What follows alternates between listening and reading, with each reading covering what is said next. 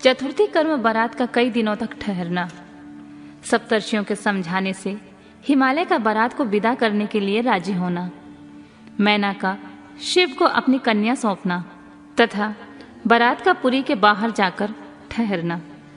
ब्रह्मा जी कहते हैं, तदनंतर विष्णु आदि देवता तथा ऋषि कैलाश लौटने का विचार करने लगे। तब हिमालय ने जनवासे में आकर सबको भोजन के लिए निमंत्रित किया। तत्पश्चात देवेश्वर शिव को आमंत्रित करके हिमाचल अपने घर को गए और नाना प्रकार के विधान से भोजनोत्सव की तैयारी करने लगे। उन्होंने प्रसन्नता और उत्कंठा के साथ भोजन के लिए परिवार सहित भगवान शिव को यथोचित रीति से अपने घर बुलवाया। शंभु के, विष्णु के, मेरे, अन्य सब देवताओं के, मुनियों के तथा वहां आए हुए सबके चरणों को बड़े आदर के साथ धोकर उन सबको गिरिराज ने मंडप के भीतर सुंदर आसनों पर बिठाया।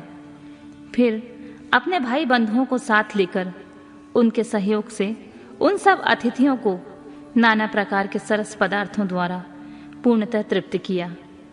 मेरे, विष्णु के तथा शंभु के साथ सब लोगों ने अच्छी तरह भोजन किया। नारद विधिवत भोजन करके, आचमन करके तृप्त हुए, प्रसन्न हुए और सब लोग हिमालय से आज्ञा ले अपने अपने डेरे पर गए। मुने, इस प्रकार तीसरे दिन भी गिरिराज ने विधिवत दान, मान और आदर आदि के द्वारा उन सबका सत्कार किया। चौथा दिन आने पर शुद्धता पूर्वक सविधि चतुर्थी कर्म हुआ, जिसके बिना विवाह यज्ञ अधूरा ही रह जाता है। उस समय नाना प्रकार का उत्सव हुआ, साधुवाद और जय जयकार की ध्वनि हुई। बहुत से सुंदर सुंदर दान दिए गए, भांति भांति के सुंदर गानों नृत्य हुए। पांचवें दिन सब देवताओं ने बड़े हर्ष और अत्यंत प्रेम के साथ शैलराज को सूचित किया कि अब हम लोग यहाँ से जाना चाहते हैं, आप आज्ञा प्रदान करें। उनकी यह बात सुनकर गिरिराज हिमवान हाथ जोड़कर बोले, देवगण, आप लोग कुछ और दिन ठहरें और मुझ पर कृपा करें। यूं कहकर उन्होंने स्नेह के साथ उन देवताओं को, भगवान शिव को, विष्णु को, मुझको और अन्य लोगों को बहुत दिनों तक ठहराया और प्रतिदिन विशेष आदर सत्कार किया। इस प्रकार देवताओं के वहां रहते हुए बहुत से दिन बीत गए। तब उन सब ने गिरिराज के पास सप्तर्षियों को भेजा।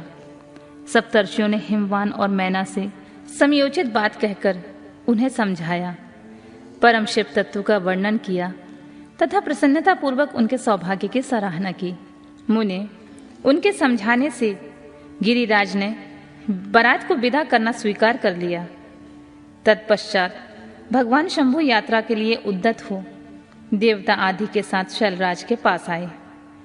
देवेश्वर शिव देवताओं सहित कैलाश की यात्रा के लिए जब उद्यत हुए, उस समय मैना उच्च स्वर में रोने लगी और कृपा निधान से बोली, कृपा निधि, कृपा करके मेरी शिवा का भली भांति लालन पोषण कीजिएगा।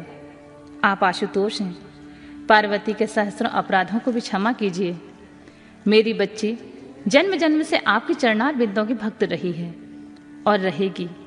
उसे सोते जागते समय भी अपने स्वामी महादेव के सिवा किसी दूसरे वस्तु की सुध नहीं रहती। मृत्युंजय, आपके प्रति भक्ति भाव की बातें सुनते ही यह हर्ष के आंसू बहाती हुई पुलकित हो उठती हैं और आपकी निंदा सुनकर ऐसा मौन साध लेती हैं मानो मर गई हूं। ब्रह्मा जी कहते हैं, नारद, ऐसा कहकर मेनका ने अपनी बेटी शिव को सौंप दी और उन दोनों के सामने ही उच्च स्वर में रोती हुई वह मूर्छित हो गई। तब महादेव जी ने मैना को समझाकर सचेत किया और उनसे विदा ले देवताओं के साथ महान उत्सव पूर्वक यात्रा की। ये देवता अपने स्वामी शिव के साथ सेवक गणों के साथ चुपचाप कैलाश पर्वत की ओर प्रस्थित हुए। वे मन ही मन शिव का चिंतन कर रहे थे। हिमाचलपुरी के बाहरी बगीचे में आकर शिव सहित सब देवता हर्ष और उल्लास के साथ ठहर गए और शिवा के आगमन की प्रतीक्षा करने लगे। मुनीश्वर, इस प्रकार देवताओं सहित शिव की श्रेष्ठ यात्रा का वर्णन किया गया है। अब शिवा की यात्रा का वर्णन सुनो, जो विरह, व्यथा और आनंद दोनों से संयुक्त है।